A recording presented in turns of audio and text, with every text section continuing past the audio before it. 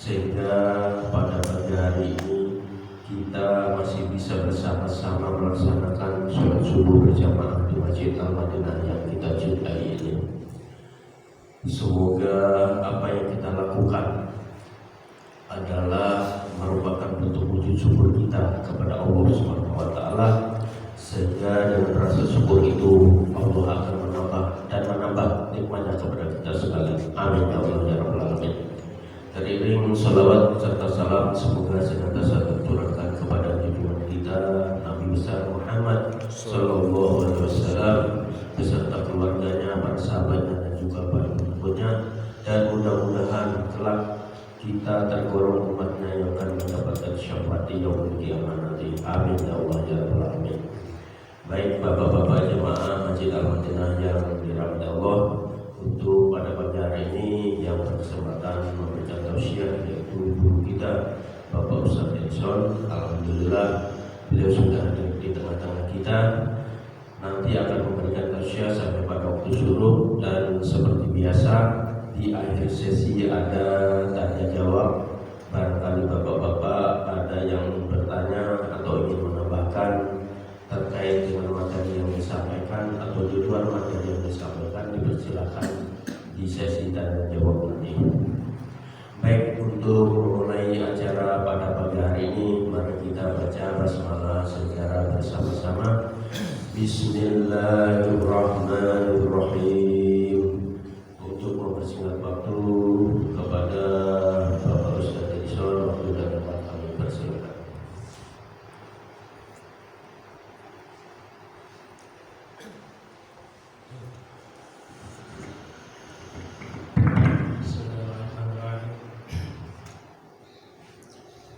Assalamualaikum warahmatullahi wabarakatuh. Alhamdulillah, syukurillah, ala nikmatillah, ala rahmatullah, ala kulliha. Asyhadu an la ilaha illallah wahdahu la syarika lah, wa asyhadu anna Muhammadan abduhu wa rasuluhu la nabiyya ba'dah. Allahumma shalli wa sallim wa barik ala sayyidina Muhammad wa ala alihi wa sahbihi ajma'in. Amma ba'du. Wa qala ta'ala, a'udzu billahi minasy syaithanir rajim. Bismillahirrahmanirrahim. Walladzi ba'atsa fil ummiyina rasulan minhum yatlu 'alaihim ayatihi wa yuzakkihim wa yu'allimuhumul kitaba wal hikmah wa in kanu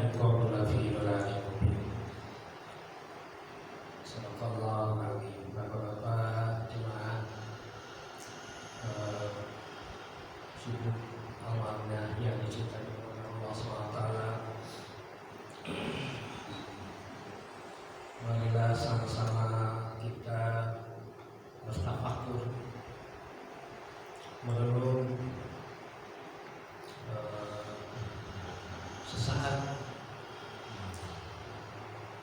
merasakan nikmat yang tiada terhingga dari Rabb kita, nikmat nikmat berupa kesadaran kita, nikmat berupa atas izinnya juga lah kita bisa ditemani. Itu suatu nikmat yang luar biasa. Mana mungkin di antara miliaran umat Islam hanya segelintir yang Allah izinkan untuk dapat sholat subuh berjemaah di masjid. Masjid kita ini cukup menampung berapa ya? 150 orang. Tapi Allah pilih ini berapa ya? 1, 2, 3, 4, 5, 6, 7, 8, 9, 10. Ya, apa yang sisanya tadi mungkin 20 orang lah ya.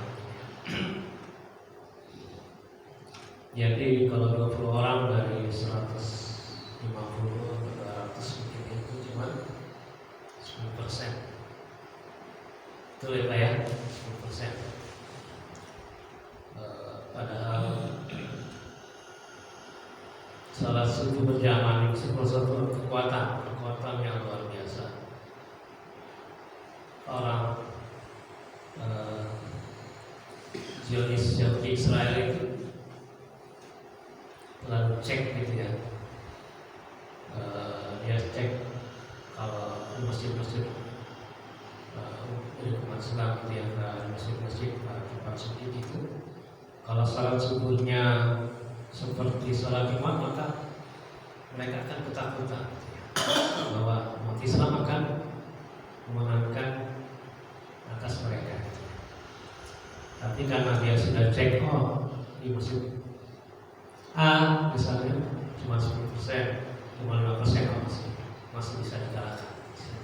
Tapi kalau sudah hampir 100% seperti Jumat kita mungkin 200 orang ya, sampai ke belakang sampai itu penuh, maka barulah umat-umat Zionis Yahudi itu takut akan itu. Makanya mereka tetap pada perang kita gitu kan, mereka merasa bisa menang gitu.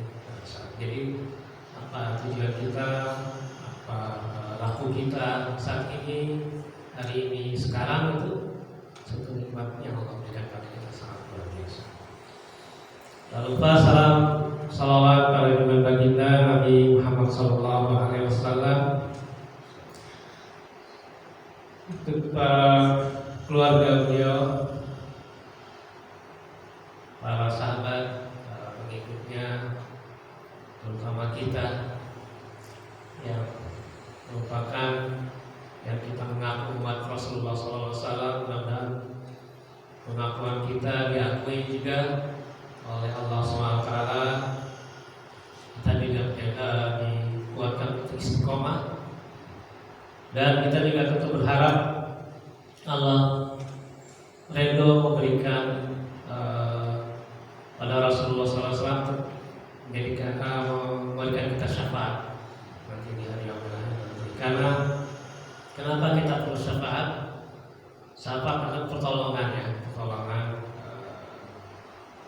bagi kita nanti di alam kubur, di alam mahsyar, di alam mizan, di alam sirat, sampai apakah kita ditentukan di surga atau neraka. Kenapa kita perlu syafaat? Ada yang tahu?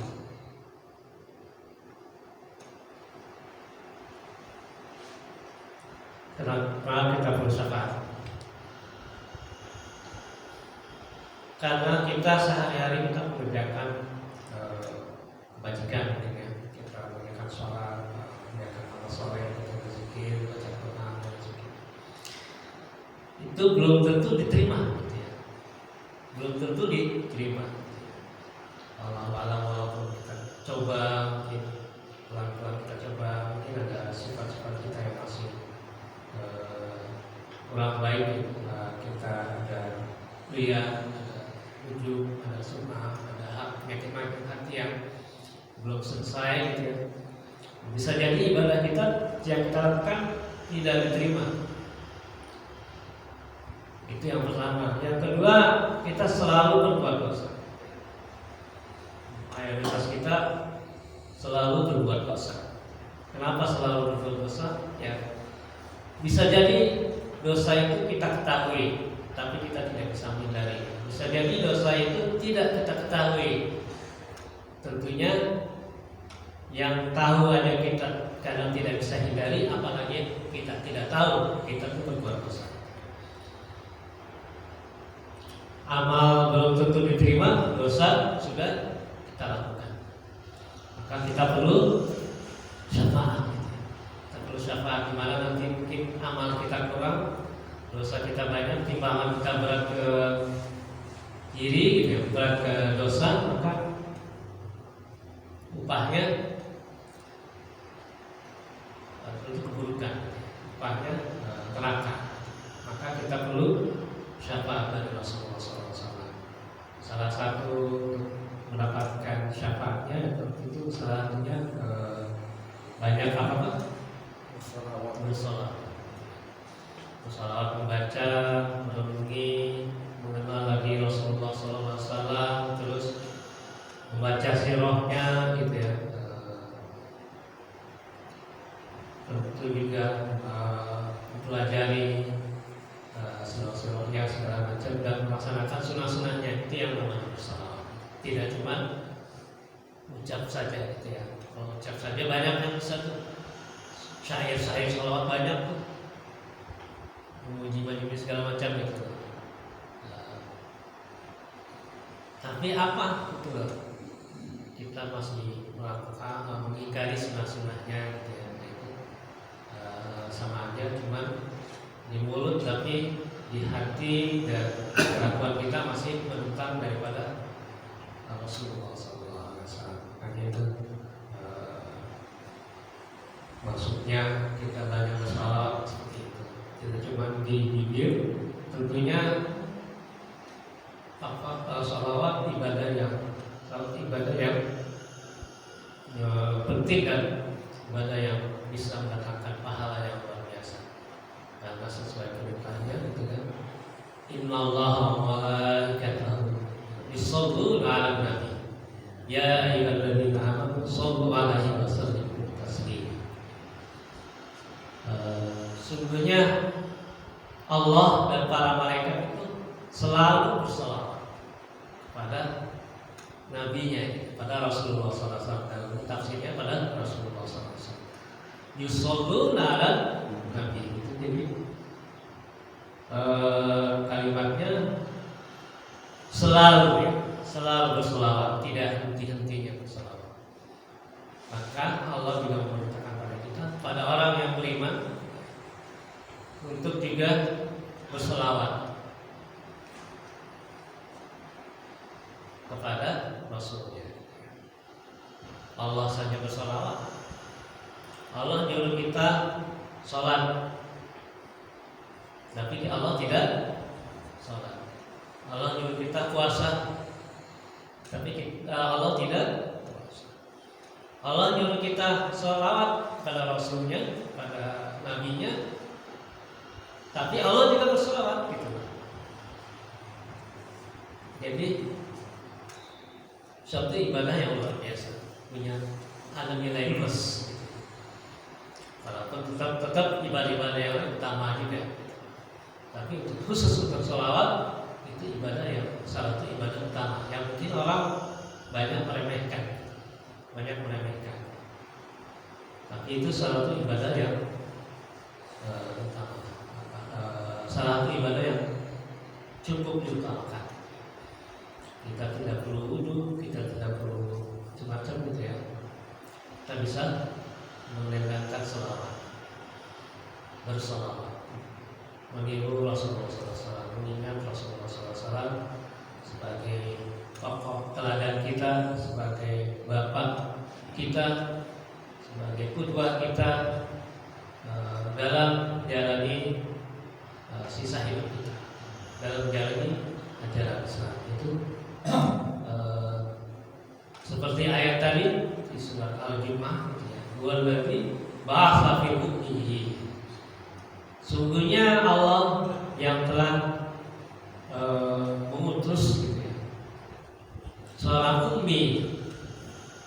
Ummi dalam tafsir itu sebagai seorang yang tahun gitu ya. Rasulullah minhu yasbu alaihi ayati. Seorang rasul yang ummi tapi dia bacakan ayat-ayat. Rasulullah mengajarkan kita untuk pertama membacakan ayat-ayat. Karena Rasulullah juga dikasih ayat-ayat oleh Allah SWT melalui perantara malaikat. Wahyu pertama surah Iqra. Surah Al-Alaq. Jadi Rasulullah Allah SWT lewat malaikat Jibril mengabarkan Rasulullah tentang Iqra. Apa yang kita baca? Kita selalu membaca. Kita buta huruf Al-Quran, kita selalu belajar Al-Quran, belajar hijaiyah, belajar cara membaca, belajar tajwid, belajar tahsin, belajar tafsir, belajar terjemah. Dan tentunya pelajaran itu juga cuma tidak di mulut atau di otak saja, kita amalkan apa yang diajarkan. Iqra, kita harus membaca. Sekarang membaca macam-macam. Baca tulisan dulu 15-20 tahun yang lalu kita baca apa? Setiap hari dijual. Baca koran. Kalau sekarang nggak ada lagi koran tuh bilang. Berarti nggak tahu lagi apakah kayak sekarang kita mungkin baca sosmed, baca apa berita di web gitu ya, baca berita di ChatGPT mungkin sekarang gitu ya. Apakah nanti akan berubah lagi trennya? Tren tiap tahun, tiap waktu mungkin berubah, tapi perintahnya tetap Iqra. Membaca situasi, membaca melek politik mungkin gitu ya, melek situasi akhir zaman terutama karena kita sudah di zaman akhir zaman gitu ya. Perang sudah di mana-mana. Yang tidak perang pun dia sudah persiapkan senjata. Indonesia termasuk persiapan senjata, alutsista yang besar yang ini dipersiapkan lagi buat perang lagi. Tentunya tujuannya bukan untuk perang, tapi kata orang Betawi, kalau jual apa? Gue beli. Artinya kita nggak melakukan perang, tapi kalau ada yang nantangin perang dan itu ya kita nggak boleh mundur. Kalau mundur lakukan itu karena gitu ya. Tapi kita nggak boleh nantangin perang. Tapi kalau ada yang nantangin ke dalam misalnya Malaysia nih, mau apa namanya? Mau ngambil blok barat nih. Indonesia kalau itu merasa ini ya jangan dikasih, ataupun kita kerjasama misalnya, nggak bisa sembarang ngambil itu. Blok barat itu minyaknya banyak, minyak sama gas. Malaysia sama itu kalau dia sedot aja terus itu kan tanpa kompensasi gitu. Makanya Presiden Prabowo ada perjanjian bagaimana kerjasamanya kalau mau ngambil blok barat. Jadi Rasul mengucap membacakan ayat-ayat. Yatlu ayat wa yuzakkihim, dan sucikan jiwanya. Wa yu'allimul kitaba wal hikmah. Baru setelah disucikan jiwanya, diajarkan kitab dan hikmah. Jadi saat kita belajar, dibacakan dulu ayatnya. Bacakan ayatnya, ayat Qurannya, hadisnya.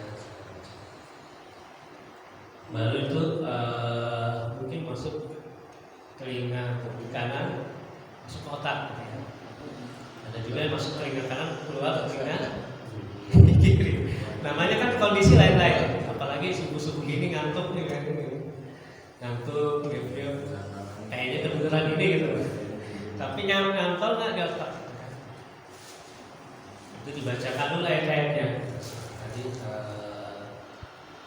kita baca basmalah dulu gitu kan, terus dibacakan ini loh dalilnya segala macam gitu ya. Quran, hadis, tafsirnya, terjemahnya seperti itu. Setelah disucikan jiwanya oleh zikir, wa yu'allimukum kitab, baru diajarkan tentang kitab dan hikmah. Biasanya kalau pengajian mungkin kita perlu tambah tradisi lagi ya. Pertama, bacakan ayat-ayatnya. Kadang-kadang di satu pertemuan dibacakan ayat-ayat tertentu ya. Ada tilawah, mungkin kita apa. Terus dikelilingi itu apa? Promo. Karena promo infak itu salah satu yang mensucikan jiwa. Zakat mensucikan jiwa. Infak, sedekah mensucikan jiwa. Jadi dia dikelilingi promo diisi. Baru akhirnya dijelaskan tentang kitab. Jelaskan tentang kitab, dari apa dalilnya dijelaskan seperti itu. Baru cerita tentang apa, diceritakan tentang hikmah-hikmah. Misalnya kejadian-kejadian tertentu, apa hikmah Allah menurunkan ayat ini, hikmah Rasulullah SAW ini tentang asbabun nuzul, asbabun nuzul ya. Jelaskan seperti itu. Baru itu pengajaran yang sesuai sunnah, sesuai yang diajarkan Al-Quran, diajarkan oleh Rasulullah SAW, yang Allah kabarkan di Quran. Karena dia telah yang mengutus Rasulnya, seorang yang ummi, terus dan dari kalangan kita. Rasul itu dari kalangan kita, bukan dari kalangan malaikat. Tapi dari kalangan kita, supaya kita bisa mempelajari sisi Rasulullah dan sisi kemanusiaannya juga. Rasulullah makan, itu kita juga makan. Masa Allah nggak ada apa? Rasulullah mengajarkan cara makan sesuai yang diajarkan. Baca basmalah tangan kanan. Kalau di pondok terus apa? Jangan ini nih kalau makan ya, mulaikan kaki kanan ya. Ini sampai yang begini gitu ya. Ini untuk membagi perut jadi 3 bagian. Teman-teman dari jamaah tabligh mungkin sedang ngajarin kalau itu mulai ikut jamaahnya itu kurus fisabilillah. Yang diajarkan cara makan, cara tidur. Ada begini. Membagi perut, makanan, air sama udara. Jadi dia makan ketika lapar, sebelum kenyang pasti berhenti karena sudah perutnya sudah ditekan. Beda kalau kita makan seperti ini, biasanya nambah terus tuh gitu. Pagi makan nasi kebuli gitu, nambah mulu tuh. si ulam, tambah lagi nih, 2 piring kayaknya kurang gitu. Tapi kalau begini, biasanya dia belum kenyang, tapi udah kencang tuh perutnya berhenti. Itu cara Rasulullah SAW. Makanlah sesudah lapar, berhentilah sesudah sebelum. Jadi pas. Diajarin tidur gitu kan. Itu Rasulullah yang seperti kita. Setelah bersihkan jiwanya, baru bisa diajari. Kenapa jiwa harus bersih Pak untuk menerima ilmu? Ada yang tahu kenapa kita harus bersih jiwa dulu? Bersih jiwa itu apa sih? Pertama bersih jiwa itu apa? Kita rendah hati.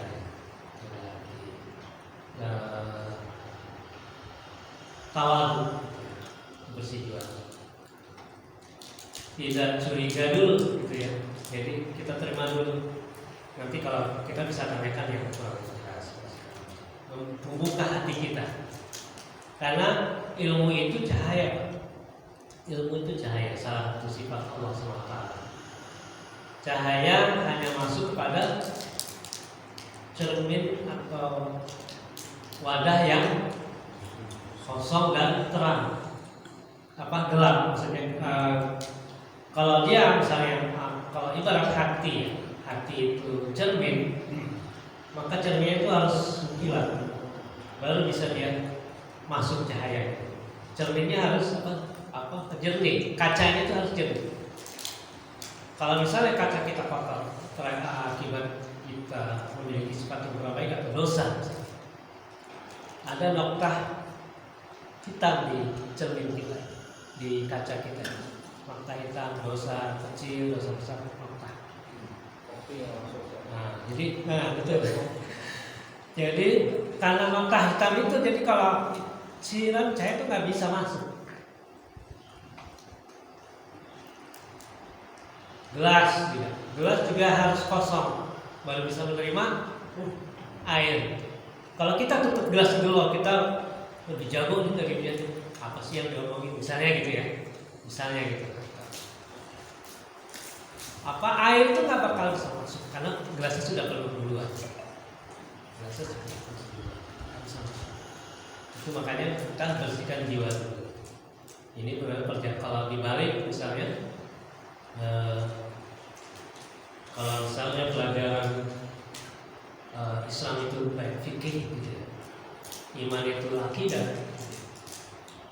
ihsan itu tazkiyatul nafs, tasawuf misalnya, mestinya tasawuf dulu, akidah baru kita belajar Islam.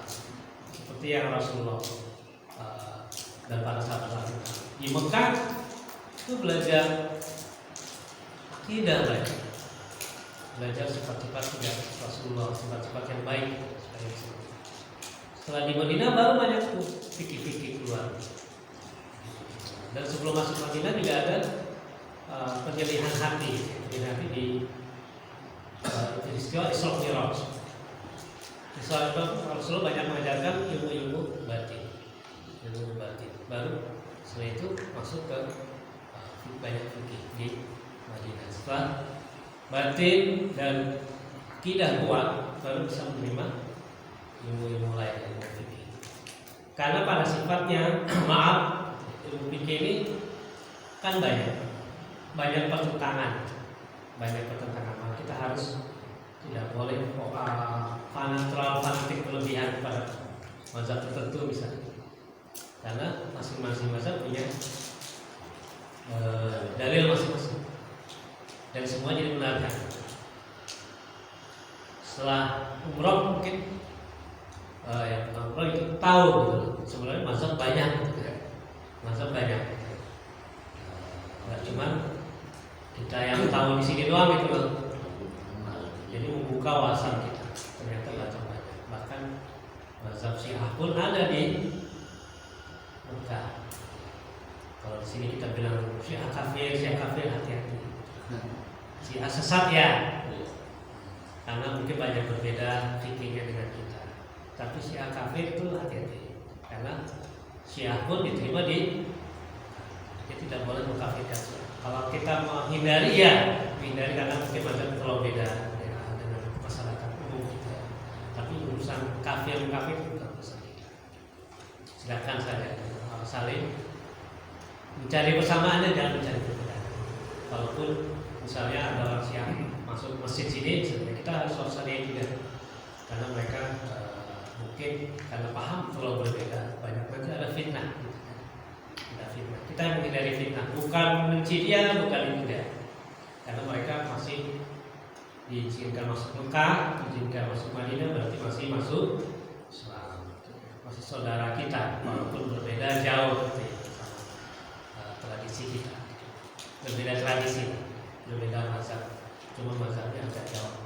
Mungkin dari pandang kita agak jauh melenceng. Mungkin mereka juga berpandangan kita di mazhabnya Ahli Sunnah melenceng juga, tapi tapi itu nggak usah diperbesar. Kita lebih baik bersatu daripada kita bercerai.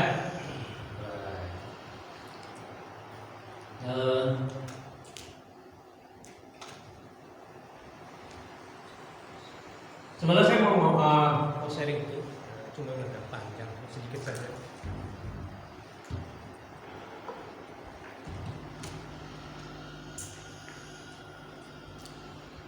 Jadi ini sedikit tasawuf dalam istilah tasawuf.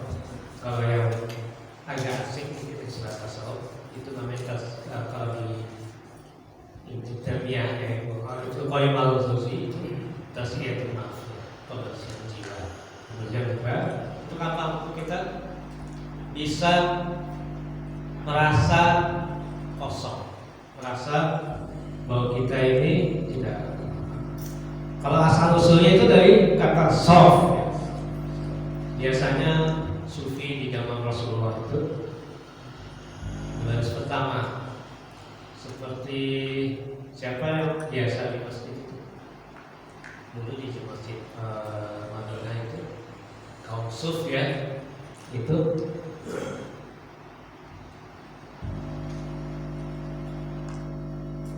suka pakai baju wol gitu ya, ditebakkan. Dulu ada namanya ashabul sufi, yang orang yang sufah, kaum sufah ya. Abu Zar, siapa? Abu Hurairah, termasuk juga mungkin membantu Rasulullah SAW seperti Anas bin Malik. Mereka sering di masjid itu karena kayak Abu Hurairah itu kan jomblo bukan karena dia mau jomblo, karena tidak ada jodohnya gitu ya. Mereka sering di masjid, hidup di masjid gitu ya, tak punya rumah, tak jomblo gitu ya. Jadi sering di masjid, sering mendengarkan khutbah Rasulullah SAW, Rasulullah, perkataan Rasulullah, diamnya Rasulullah segala macam. Akhirnya menjadikan dia adalah salah satu sahabat yang paling banyak meriwayatkan hadis. Hadisnya berapa yang diriwayatkan? 4.000-5.000 lebih. Kalau Aisyah radhiyallahu anha itu 2.000 hadis. Abu Hurairah termasuk yang paling banyak. Anas bin Malik karena saking dekatnya gitu. Karena di masjid itu Rasulullah itu rumahnya di belakang, di pinggir, samping. Jadi Rasulullah SAW itu sering bukan sering menjadi imam. Itu azan Rasulullah SAW sholat di rumahnya, komat baru dia datang. Makanya Rasulullah SAW sholatnya di rumah karena rumahnya dekat. Sholat apa? Sholat ininya, sholat sunnah, sholat rawatibnya di rumah. Komat baru keluar dari rumahnya dekat. Kalau rumah jauh jangan apa. Rumahnya misalnya di kelompok 1 aja nih sholat rawatibnya di rumah, selesai sini udah ketinggalan, maksudnya ketinggalan takbir ya. Jadi masbuk kayak begitu lupa. Kalau rumahnya sebelahan, Santo mungkin masih bisa ya. Cuma kalau pertimbangannya kalau misalnya jalannya agak susah, nanti sholat rawatib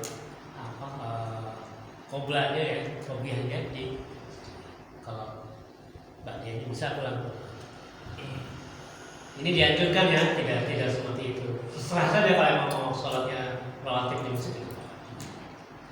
Cuma biasanya dianjurkan karena sholat sunnah. Jangan jadikan rumahmu seperti kuburan. Gak disolatin di masjid aja gitu ya. Karena rumah pun perlu keberkahan, supaya sering-sering bacain Quran, sering-sering sholat sunnah.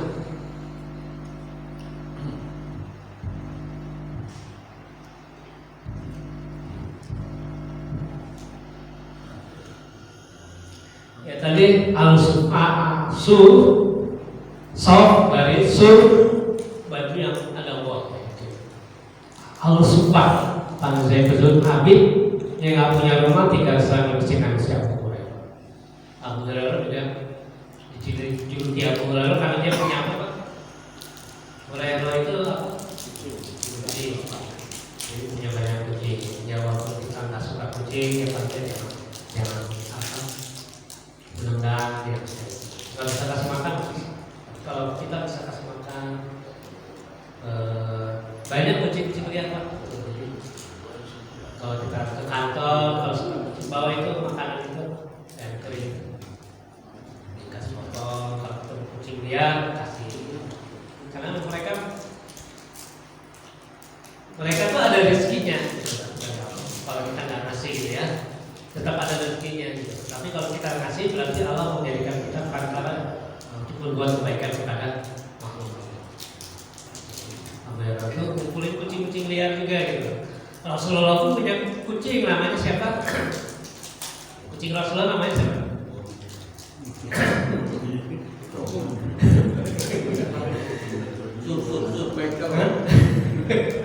Mueza, artinya Mueza. Nama kucing Rasulullah. Kucingnya itu suka tidur di baju Rasulullah SAW. Baju Rasulullah SAW. Rasulullah SAW kalau lihat kucingnya tidur di bajunya itu nggak diusir Pak. Kalau dia mau pakai baju itu, bajunya itu yang dipotong, digunting, nggak supaya nggak ganggu kucingnya gitu. Saking Rasulullah dia sayang sama kucing. Menurut apa penelitian kucing itu salah satunya mau menghilangkan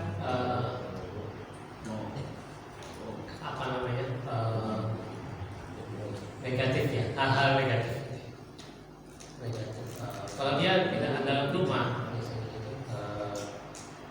unsur-unsur negatif, aroma negatif itu ditarik sama dia. Makanya kadang suka merasa capek. Kalau kita kebanyakan aroma negatifnya nih, dia dekat kita, itu ditarik tuh.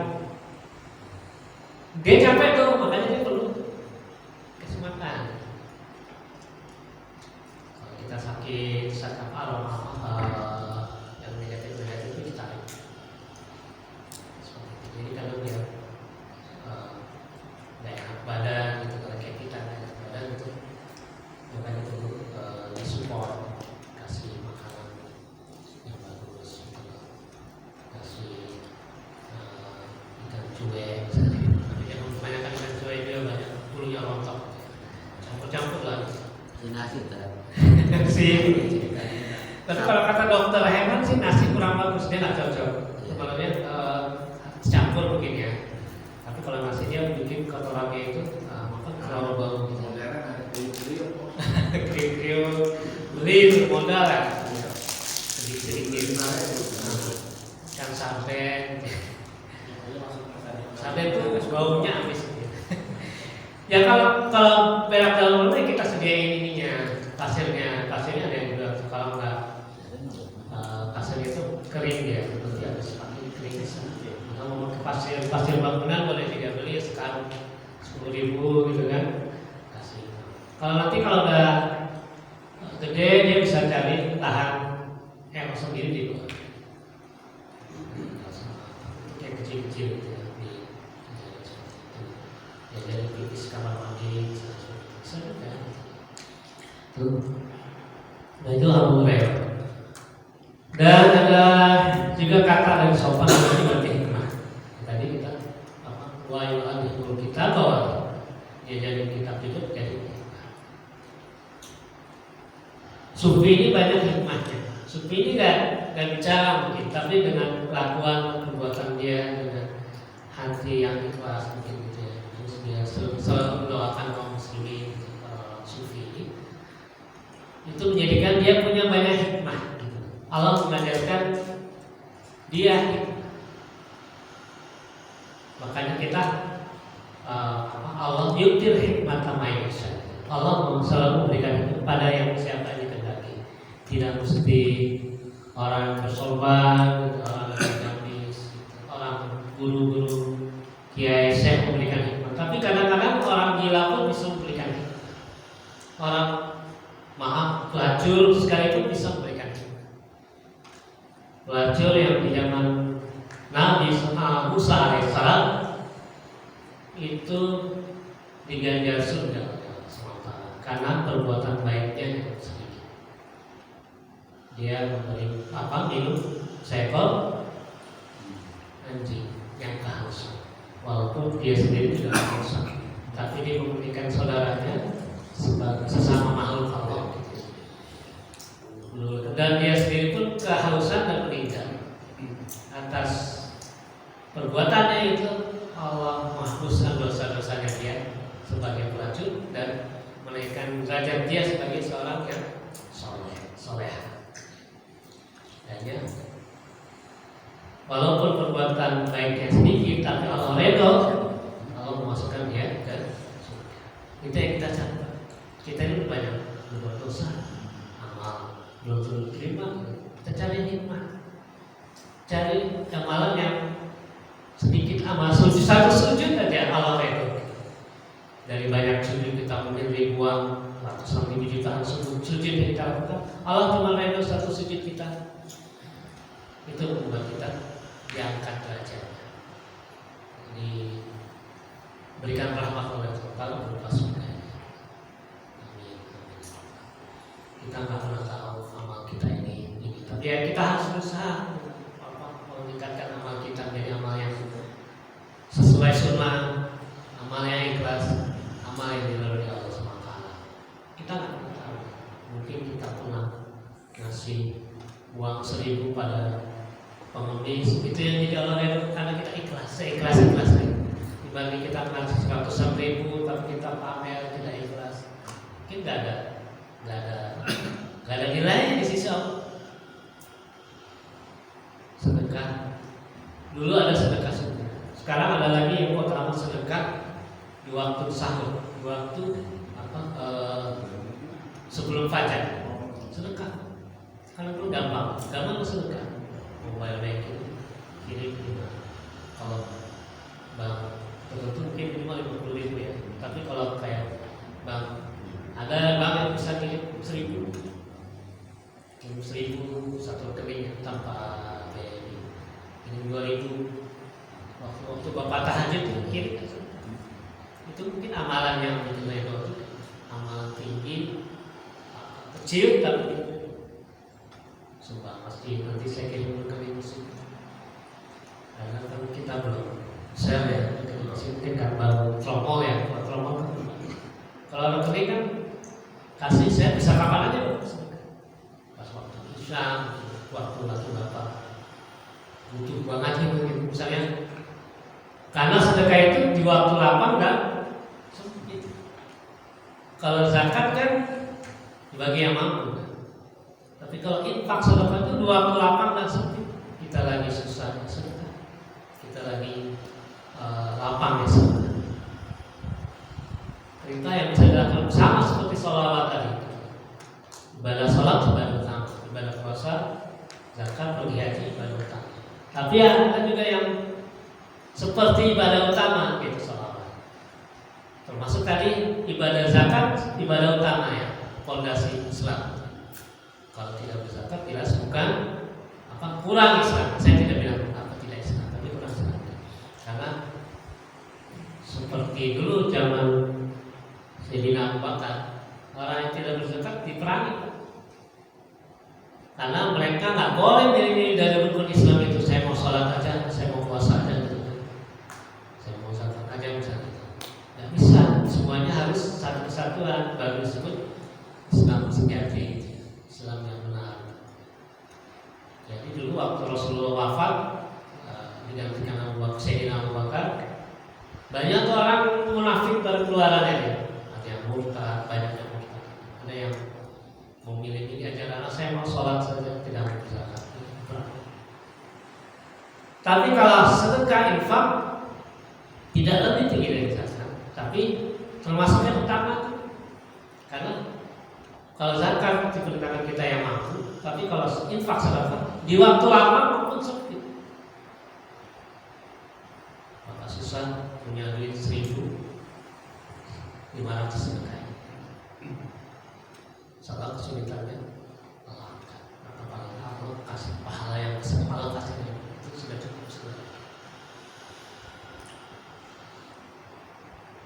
Ada juga kata dari sopor, berarti hikmah dari sufi, su dan fi orang suci. Orang suci ini bukan berarti maksudnya dia tanpa dosa ya, bukan.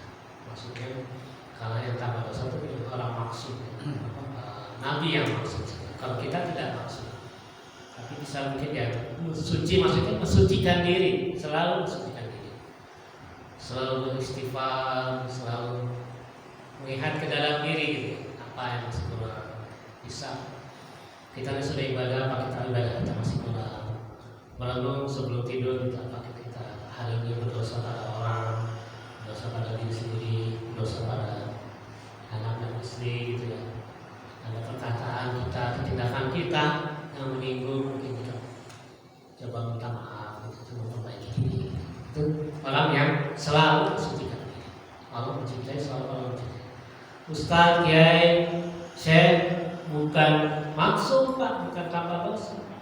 Tapi kalau mereka yang benar-benar tahu begitu dosa, dia harus istighfar, sholat tobat, memperbaiki diri. Bukan orang yang suci kayak malaikat, tidak. Kita ini manusia, punya hawa nafsu. Bahkan segelintir hawa nafsu saja bisa bikin dosa.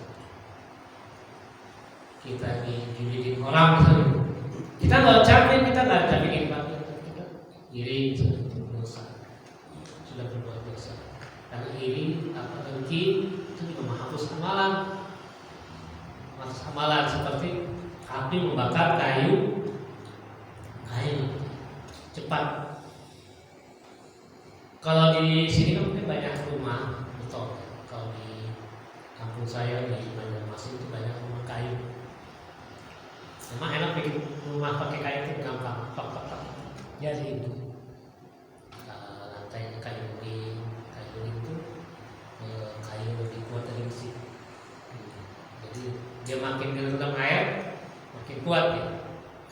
Tapi sudah langka sekarang karena tidak ada pertanian kayu apa, ini tidak ada perkebunan kayu itu biasanya ngambil dari alam. Ini buat fondasi atap biasanya. Kalau dinding rumah kalau pakai itu mahal sekali, lebih mahal dari rumah beton. Tapi kalau orang kaya di sana kayunya ulin tuh dipakai semuanya itu.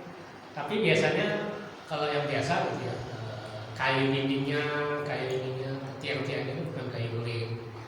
Itu kalau kebakaran cepat habis. Lain kalau tembok ya, tembok kan mungkin masih sisa tembok. Ini sisa tidak berhabis. Kalau udah kebakaran, biasanya gara-gara obat nyamuk. Obat nyamuk itu kan begitu melingkar gitu ya. Kadang-kadang ketiup angin jatuh, jadi api itu kan habis kebanyakan gitu. Apalagi musim kering misalnya.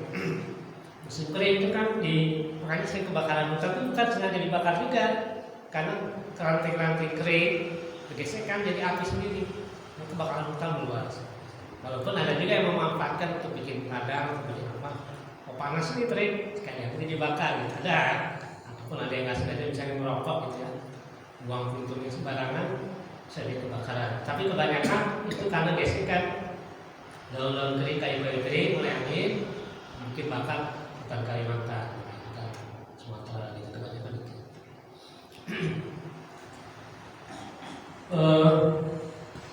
Lanjut.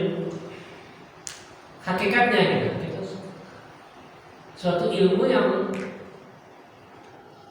untuk mengandung riyadhah pelatihan spiritual, psikologis, keilmuan dan jasmani. Dia kini mampu mendukung proses pensucian jiwa pribadi ya, bukan kita mensucikan jiwa orang lain, bukan. Jadi walaupun kita misalnya di tasawuf kita ada mursyid gitu. Mursyid itu jabatan kedudukan yang tidak sembarangan juga. Biasanya yang sudah mursyid itu kedudukan yang sudah dia bisa bersyahadat, bisa kafah, bisa memahami hakikat hati seseorang. seperti dokter, kalau kita berpenyakit, misalnya penyakit gula nih, dokter kasih obat. Walaupun saya tidak minum obat, saya cuma pakai herbal saja, karena namanya obat kimia biasanya efek sampingnya buat diabetes saya memang terkontrol, tapi kalau pakai obat nanti kena ginjal, macam-macam komplikasi. Jadi saya tidak memutuskan tidak berobat dokter. Ya itu pilihan sih. Kalau saya tidak menganjurkan ya, bapak-bapak punya penyakit kasih obat dokter ya silakan.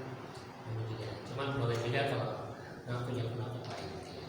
Saya herbal yang alami mungkin efek sampingnya tidak ada gitu. Lebih baik mungkin lebih baik terapi, saya terapi olahraga misalnya gitu. Karena namanya gula itu pasti naik turun. Sekarang dia lagi turun karena saya belum makan. Tapi nanti setelah makan langsung naik.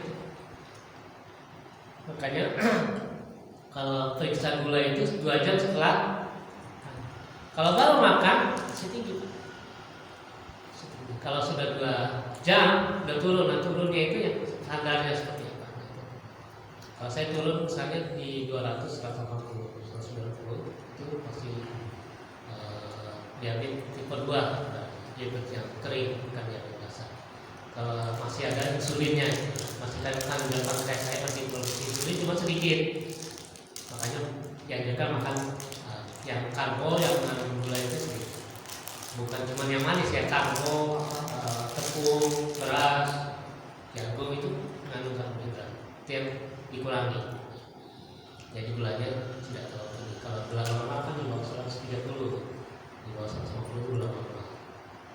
Karena pankreasnya masih normal juga. Nah kalau untuk penyakit jiwa ya kita harus ke dokter rohani. Dokter rohani siapa? Ya tadi orang-orang alim, orang-orang yang sesat, mensucikan diri, hanya dia mencapai tingkat mursyid gitu, bisa mengetahui tingkat spiritual seseorang. Ini kita kalau secara bacaan bahasa spiritual ya, bukan tasawuf, bukan tasawuf, tapi kalau bahasa ini spiritual. Spiritual keadaan jiwa seseorang. Spirit itu kan jiwa, ilmu jiwa. Ilmu jiwa kayak ilmu psikologi kan datang ke psikiater. Kalau ilmu badannya, fisik itu ke sakit kita ke dokter. Kalau rohani yang sakit kita ke pembimbing spiritual tadi. Kalau dalam Islam disebutnya mursyid. Kalau dalam agama lain mungkin banyak gitu ya. Spiritual cuman itu intinya tidak dianjurkan. Paling kita cuma sharing ilmu saja, tapi secara ini kita harus ke pembimbing spiritual Islam supaya sesuai dengan sunnah misalnya. Ini kalau mau belajar, kalau tidak ya apa-apa. Artinya mursyid itu bisa siapa aja. Mursyidnya Allah bisa jadi mursyid, Rasulullah bisa jadi mursyid, mimpi-mimpi, ilham-ilham, ilmu laduni, seperti Nabi Khadir itu dia ilmunya ilmu laduni. Caranya gimana ya caranya? Ikut cara-cara ini kita selalu misalnya sering berzikir, sama zikir lisan, zikir qalbu, zikir sir, zikir ruh, gitu ya. Pelajarannya itu, tapi yang praktikkan kita, yang merasakan enggak kita. Ilmu ini bukan ilmu tentang cuma otak saja. Misalnya kita tahu nih durian rasanya apa Pak? Manis misalnya. Bapak belum pernah makan durian gitu ya. Dibilang manis percaya kan? Kalau yang bilang saya mungkin seseorang mungkin percaya gitu ya. Cuman yang lebih percaya supaya aku yakin lagi, ya dirasain durian itu. Baru bisa bilang oh durian itu manis. Kalau orang yang nggak biasa makan durian, kayak orang bule, orang Eropa, orang Amerika, nggak suka durian Pak. Kenapa? Banyak kan nggak suka durian. Kalau cobain kan sekali tuh kan masih menolak gitu. Saya sama istri suka durian. Tapi anak-anak saya nggak ada suka durian. Nggak ada suka durian gitu. Jadi kita kalau beli durian ya kita konsumsi durian itu. Saya pertama saya nggak suka durian. Yang kedua apa lagi? Karena nyium baunya juga setengah busuk, kalau orang bilang setengah busuk, bau busuk apa yang enaknya gitu. Terus bau busuk ini kan masuk ke otak, masuk ke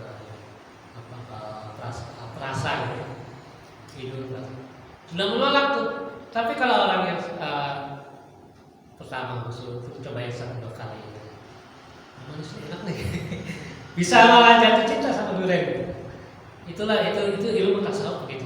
Saya ngajarin ini paling sampai bapak cuma ya bapak harus rasain sendiri, nggak bisa saya mendefinisikan rasa itu, nggak bisa, harus bapak rasain sendiri karena masing-masing individu punya sensorik masing-masing. Saya bapak zikir lah ini misalnya, mungkin tingkat rasa saya bapak beda. Bapak mungkin sekali zikir, 2 kali zikir bisa langsung naik, itu spiritnya besar. Namanya kan kita punya ini beda-beda.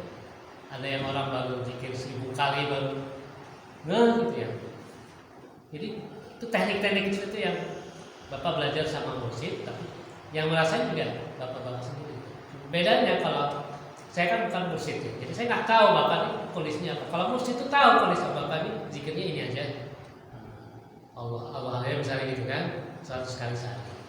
Terus kondisinya begini, pejamkan, kalau Rasulullah mengajarkan Sayyidina Ali itu pejamkan mata, ucapkan la ilaha illallah. Itu ada caranya, dari sini dari perut ke kanan, terus ke terakhir di sini. La ilaha illallah. Ditekan ke hati kita, jantung kita. Allahnya itu memasukkan asma Allah dalam kalbu kita. Dia menghancurkan dosa-dosa yang ada di kalbu kita. La ilaha illallah ada yang hadis, entah yang hadis atau apa kalam ulama ya, itu menghancurkan 4.000 dosa. 4.000 dosa. Kalimat la ilaha illallah menghancurkan 4.000 dosa. Makanya sering-sering. Tapi kalau mursyid ngajar itu nggak perlu banyak-banyak kalau la ilaha, karena dia sifatnya panas. Jadi jika kita bikin sombong, iblis itu tauhidnya luar biasa, kuat dari kita. Bertahun-tahun dia ibadah nggak pernah perfect ibadah, 120.000 tahun. Semua tempat di langit dan bumi itu hampir semuanya jadi tempat sujudnya. Yes. Tapi dia tidak belajar tasawuf, tidak belajar pensucian di jiwa, akhirnya dia jadi tasawuf, jadi sunnah. Makanya perlu dinetrasi dengan sholawat, salat zikir, ya itu harus sholawat. Sholawat boleh banyak, semacam mau 100.000, mau 10.000, mau 1.000, 1, 2 tidak. Sholawat itu menetralkan daripada kalimat Allah, zikir Allah. Mendinginkan, sholawat itu sifatnya dingin. Makanya ada yang main sholawat aja, zikir-zikirnya sedikit aja, zikir tahlilnya 100 kali aja satu hari. Tapi sholawat banyak.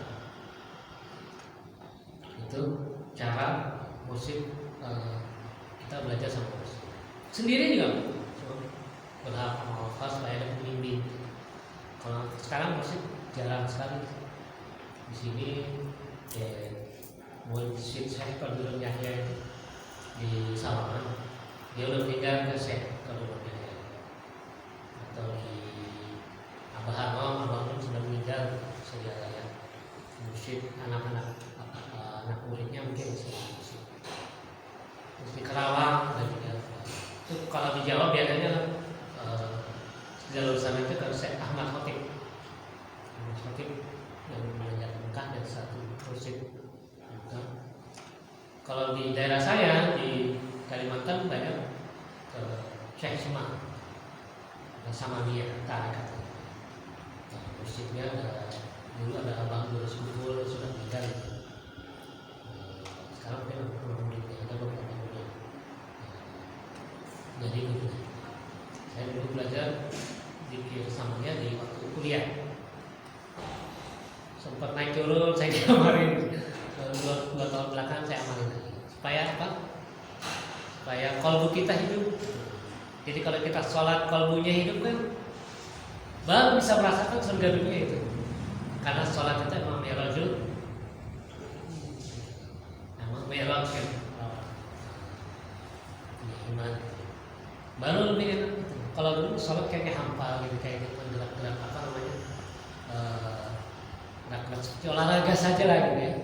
Kadang malas gitu kan. Tapi kalau kita sholat sama kalbu, itu bisa sholat sebenarnya kapan aja gitu. Sholat 5 waktu ini cuma sholat yang pada waktunya gitu.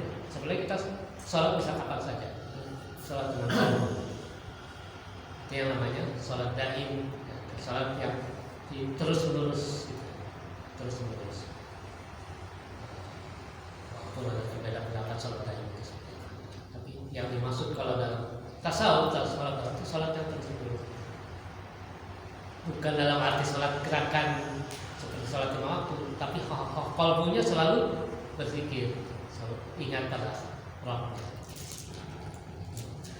Barangkali itu ya sedikit saja, karena kalau ilmu tasawuf bukan ilmu yang harus diketahui otak enggak, tapi harus rasakan dikit-dikit untuk membersihkan kalbu kita, untuk bisa merasa ihsan beribadah seolah-olah melihat Allah. Kalau tidak bisa, paling tidak kita yakin Allah lihat. Alhamdulillah wa iyyakum ajmain. Billahi taufiq wal hidayah. Assalamualaikum. Mari kita tutup bersama-sama dengan bacaan doa dan majlis.